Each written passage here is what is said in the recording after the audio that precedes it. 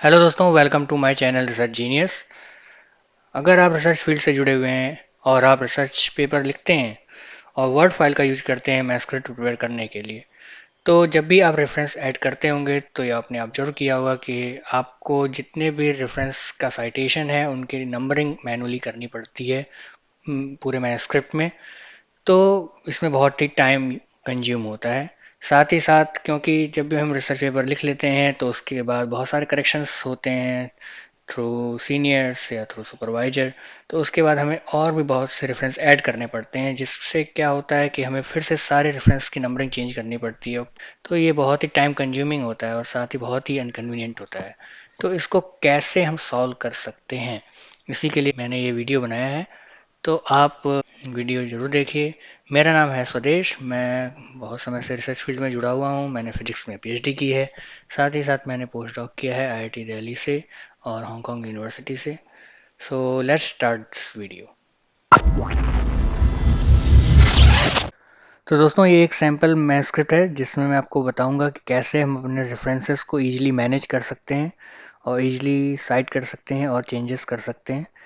तो यहाँ पर अगर मुझे फर्स्ट लाइन पर कोई रेफरेंस साइट करना है, जो कि मैं रेफरेंस पहले से ही मेरे मैनस्क्रिप्ट में है, तो यहाँ पर मैं क्रॉस रेफरेंस पर क्लिक करूँगा और यहाँ पर नंबर्ड आइटम पर आपको क्लिक करना है और यहाँ इंसर्ट रेफरेंस टू में पैराग्राफ नंबर पर आपको क्लिक करना है। आपके पास बहुत सारे ऑप्शन हैं, लेकिन आपको यहाँ पैराग्राफ नंबर और यहाँ पर नंबर्ड आइटम्स पर, तो नंबर आइटम्स पे जब आप क्लिक करेंगे तो आपको आपके सारे रेफरेंसेस दिख जाएंगे।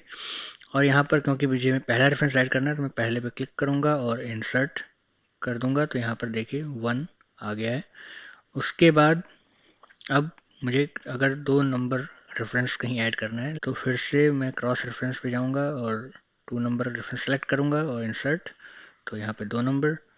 उसी तरह से अगर मुझे थर्ड नंबर का रेफरेंस कहीं ऐड करना है तो थर्ड नंबर मैं सेलेक्ट करूँगा और इंसर्ट। तो थर्ड नंबर आ जाएगा।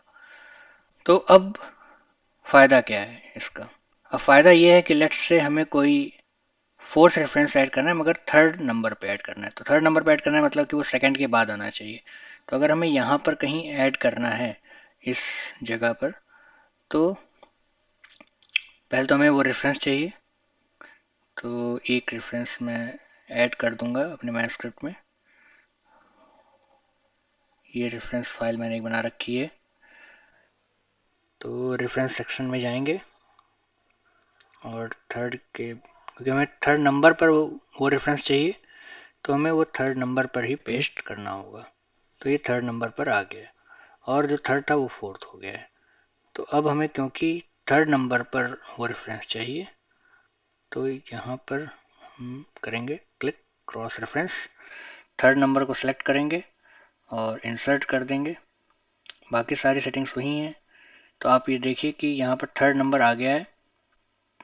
हमारे पास इस वक्त 2 3 नंबर हैं। तो अब इसके लिए हमें क्या करना होगा कि जितने भी आगे के रेफरेंस होंगे, जैसे यहाँ पे तो भी सिर्फ 4 रेफरेंस ही हैं। अगर आपके पास 20 रेफरेंस हैं तो आप पूरे टेक्स्ट को सेलेक्ट कर लीजिए और राइट क्लिक करके अपडेट फील्ड कर दीजिए। तो आपका देखिए ये रेफरेंस नंबरिंग चेंज हो गई है यहाँ पर। अब दूसरा फायदा क्या है? मान लीजिए कि ये सेंटेंस है और हमें यहाँ पर नहीं चाहिए और इसमें एक रेफरेंस दिया हुआ है। तो यहाँ से हम कट करके, अगर मान लीजिए कि हमें यहाँ पर ना चाह के यहाँ पर हमें चाहिए, तो अब क्योंकि ये 4 के बाद आ रहा है, हमारे पास टोटल 4 रेफरेंस हैं, तो जो 2 नंबर लिखा हुआ है वो 1 हो जाना चाहिए और उसके बाद ये 2 होना चाहिए, ये 3 होना चाहिए, इसके बाद ये 4th होना चाहिए। तो अब सबसे पहले तो हम ये करेंगे कि हम सारे रेफरेंस, ज़्यादा चेंज कुछ नहीं करना है, सिर्फ और सिर्फ फर्स्ट रेफरेंस को 4th पे लाना है। तो यहाँ से हम इसको कट कर देंगे और 4th नंबर पर पेस्ट कर देंगे। अब ऊपर जाना है, हमें कुछ नहीं करना है, पूरे टेक्स्ट को सिलेक्ट कर लीजिए आप जहाँ पे भी रेफरेंसेस हैं और अपडेट फील्ड कर दीजिए। तो देखिए फिर 1 2 3 4, इस तरह से आपकी नंबरिंग फिर से सही हो जाएगी। तो ये फ़ायदा है इस मेथड का। अब एक फ़ायदा और, अगर आपको टेबल कैप्शन लिखनी है, फिगर कैप्शन लिखनी है, तो इसी मेथड से आप ईजिली उनको भी मैनेज कर सकते हैं। तो यहाँ पे इंसर्ट कैप्शन का ऑप्शन होता है।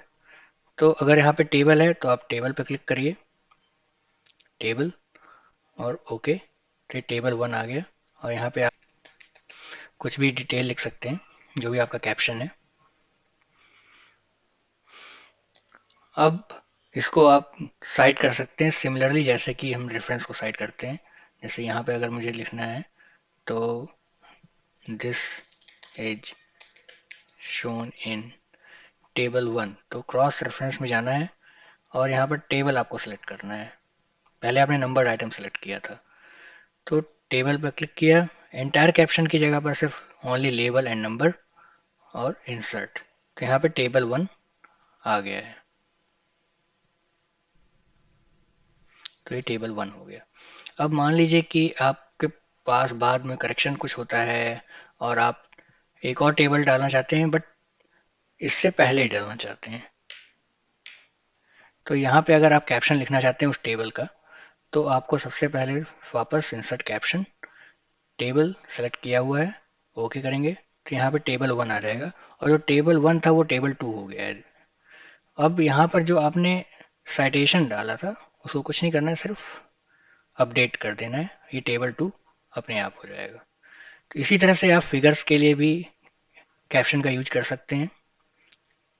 तो यहाँ एक कैप्शन मैंने दे रखा है पहले से ही फिगर के लिए, तो बस इंसर्ट कैप्शन में जाइए और फिगर को सेलेक्ट कर लीजिए। अब फिगर को सेलेक्ट कर लिया, लेकिन एक चीज़ और है, आप न्यू लेबल भी ऐड कर सकते हैं। उसके बाद फिग, फिग डॉट, या कुछ जिस तरह का भी फॉर्मेटिंग है जर्नल का उस तरह से आप लिख सकते हैं और उसके बाद ओके कर सकते हैं।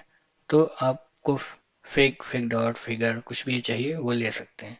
तो फिगर को मैंने सेलेक्ट किया है और ओके। तो यहाँ फिगर 1 हो गया है। तो उसके बाद आप अपने हिसाब से फॉर्मेटिंग कर सकते हैं और इस तरह से आप मैनुस्क्रिप्ट को ईजिली मैनेज कर सकते हैं। तो इससे आपका टाइम बहुत बचेगा। तो दोस्तों, अगर ये वीडियो आपको यूज़फुल लगी हो तो वीडियो को लाइक ज़रूर करिए। साथ ही कमेंट बॉक्स में लिखकर मुझे बताइए कि आगे आप क्या देखना चाहते हैं। साथ ही इस चैनल को सब्सक्राइब करिए और न्यू नोटिफिकेशन पाने के लिए बेल आइकन पर क्लिक करिए।